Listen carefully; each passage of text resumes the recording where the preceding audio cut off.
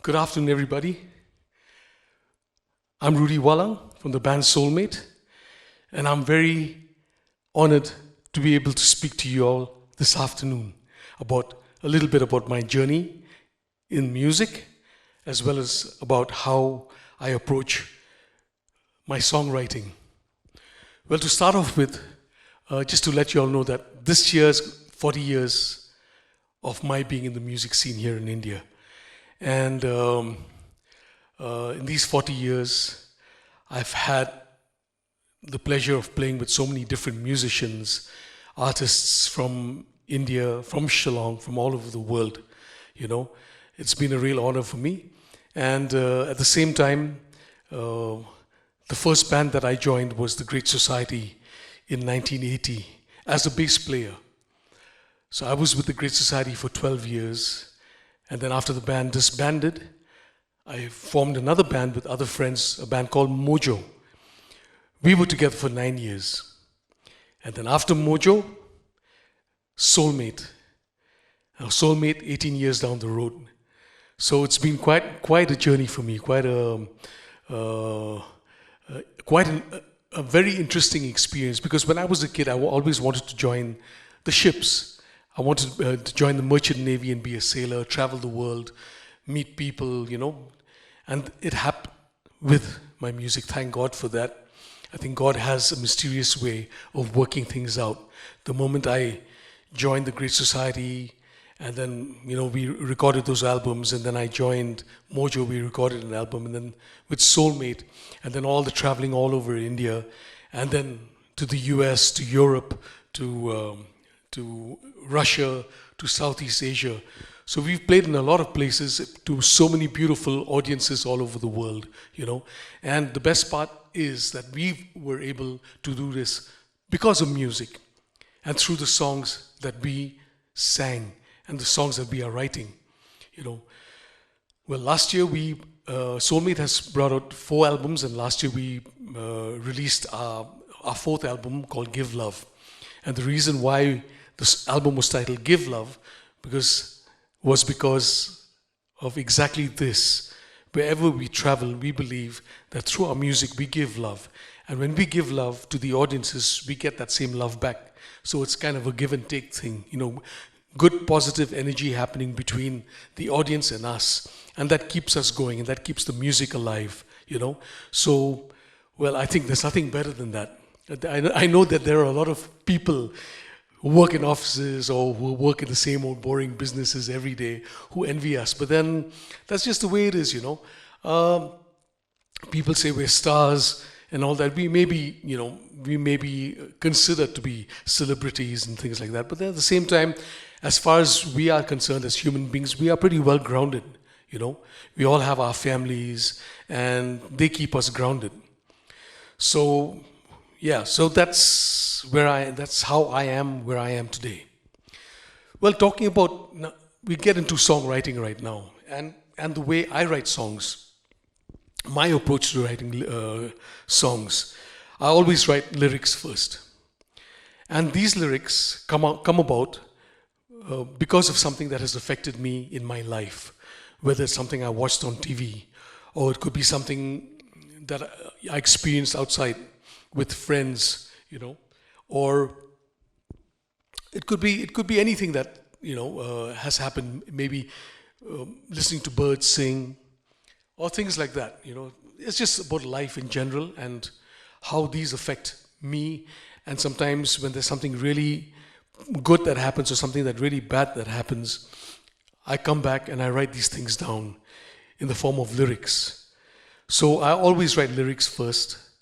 And then once I'm done with the lyrics, once I have these lyrics down, I check them out and try and maybe change, if required, change a line or two or change a phrase, you know. If I feel that, you know, this doesn't really work too well, okay, let's put this word in instead, or put this phrase in, or maybe approach it from another way, you know. And yeah, so then I put it aside for a day or two, then I come back to that piece of paper, that sheet of paper, and then I look at these lines that I've written down, and then, you know, sometimes maybe a new inspiration has struck me, and I go in there and maybe change a verse again, or maybe add another verse, So once I'm satisfied that I have all these things down in place, like the verses and then the chorus and maybe a bridge if required, and again, the verses, the intro, the outro, the interlude. So then I get my guitar and then I decide, okay, let's see now which key am I going to sing it in.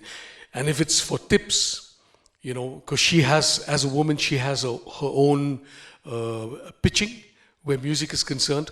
So I have to think for her. So now, for example, of our first album, the Shillong album, I wrote a song called I Am. That was inspired by TEDxIITGuwahati. When she came and told me one day, this was then, way back, she said, Rudy, a lot of people, they keep on coming and pointing fingers at me and saying like, you look so nice with your hair cut short or your hair long. Why did you cut your hair, Oh, you've put on too much weight. And things like that, you know how women are, like they're very sensitive about these things. So I told her, I said, don't, there's no need to be angry. Don't be angry about it, It's just natural, this is the way of the world. People will always point fingers at you. And especially if you're in the limelight, even more so. So I said, there's no point being hassled about it. Let's write a song. You sing it out in a song. You go out and sing the song. So that's how the song I Am came about. I am what I am, and I'll be what I want to be. Don't you point your fingers at me, babe. Simple as that. Some people say I'm fat. Some people say I'm thin. But I don't care about what they say. I just love the shape I'm in. And I feel good. I feel fine. So it's things like that, And then this song became such a big hit with all the women. And of course, the guys as well. But it was mostly women that really identified with the song all over India, And we had made a little video of this and put it out. I think it was the first blues video that ever happened in India, And people really, really liked this song. So that was just an example. And then another song that I wrote was called Set Me Free, of our second album. That was also a big hit with a lot of people. Set Me Free basically was about, I was in a relationship at that point of time, and it was getting too claustrophobic for me. It was too claustrophobic for me, and I wanted out. But it was so difficult to get out of it. You've got me right where you want me. Looks like there's nothing I can do. I'm under your spell. I just can't free myself.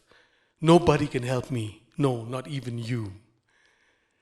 So that was the first verse of the song Set Me Free, And the song was like, because I was feeling really, really bad. I was like so frustrated, and I didn't know how to handle that situation. I was very desperate at that point of time. I just needed to get out, but then I couldn't because that person, or was it maybe myself, that, in my own way, like, of loving, I just couldn't free myself. So this song came about, and then I realized, when we sang the song and Tip sang it, and I told her to just imagine this. When you're singing this, imagine yourself in this situation, and you sing the song with that effect, with that feel. And this song, again, it just touches a lot of people, because we never realize that so many people are going through the same problem in their lives, in relationships. They can't get out of, whether they've been married against their will, or they're in a bad relationship with somebody who they loved in the beginning, but then later on in life turned out really bad, So these are very heartfelt subjects, and that need to be sung out. And the blues was our vehicle. Another song that I can tell you about is a song of our first album. It's called The Price. Now this song, I don't think a lot of people have heard it because the album wasn't really out in the market, so, but now since, because of, platforms and things like that, it's easier for people to have access to these songs. The Price was actually, again, written about a relationship, and I had to think of it from a woman's point of view. Because Tips being the front woman and being the main lead singer of the band, I had to think of from her perspective. Now, it's not very easy to try and get into somebody else's mind or somebody's heart and start thinking from their point of view, how they would feel, how their approach to singing the song would be, have to be extra sensitive to that. So this song, The Price, I wrote, must have been in 2003 or 2004, when like Shillong being a very small place, a small closed-in society, and then people, they keep on talking about other people, like that person, they're going around together or pointing fingers. It happens all over the place, all the time. Maybe people from different religions, or people from different castes, or rich and poor, So these people, they have real love for each other, but because society says no, they cannot be in love because of these certain rules, that society has, So the song The Price came about.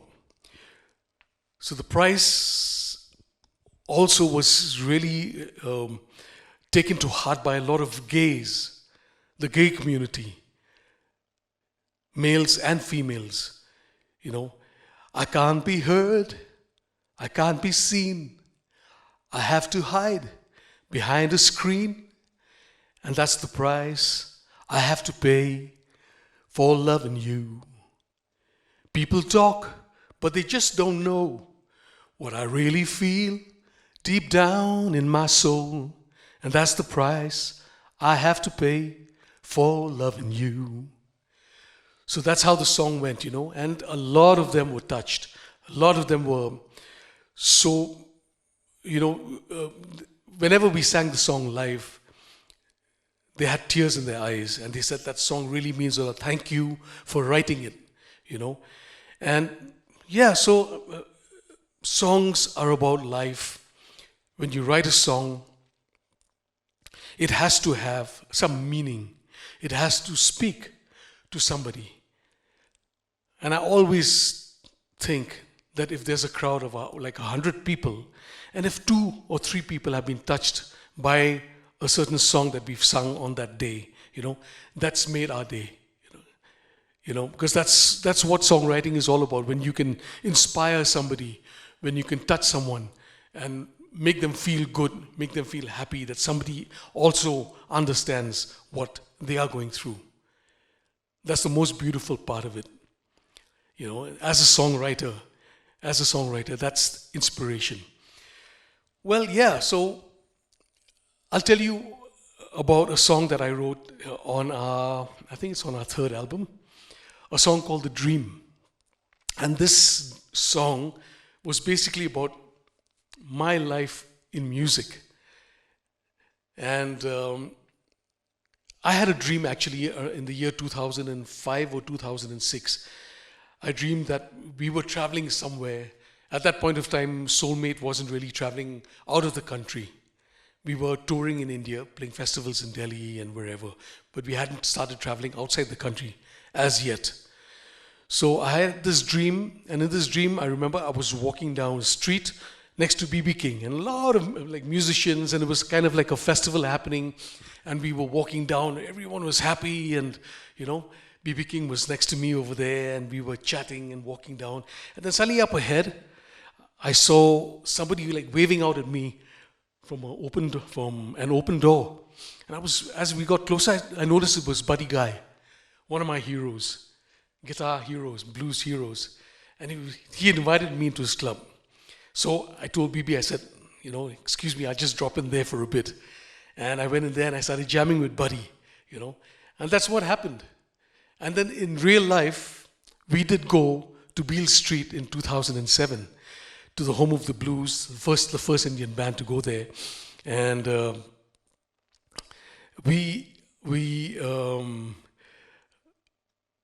it was a dream come true, literally. It was a dream come true. And then got to meet We went to B.B. King's Blues Club. We played at a couple of clubs there. So this was all like this dream coming true, manifesting. So I feel sometimes when you want something real bad and you work towards it with your dedication and your confidence and everything like that, you're going to get it. It's going to happen to you. It's going to happen to you, that's for sure.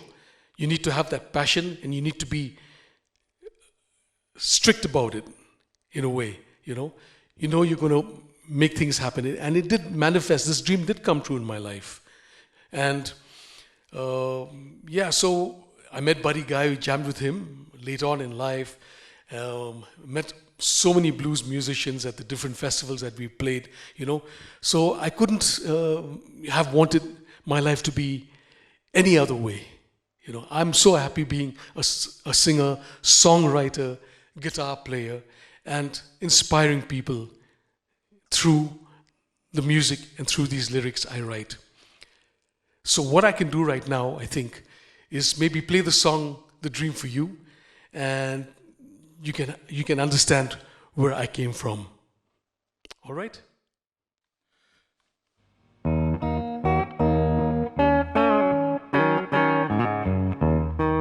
Last night I dreamed of BB. I was walking right next to him. There was this huge parade happening, and we were in the thick of it. We was walking down this main street, as happy as can be. Up ahead I spied Buddy Guy waving out at me.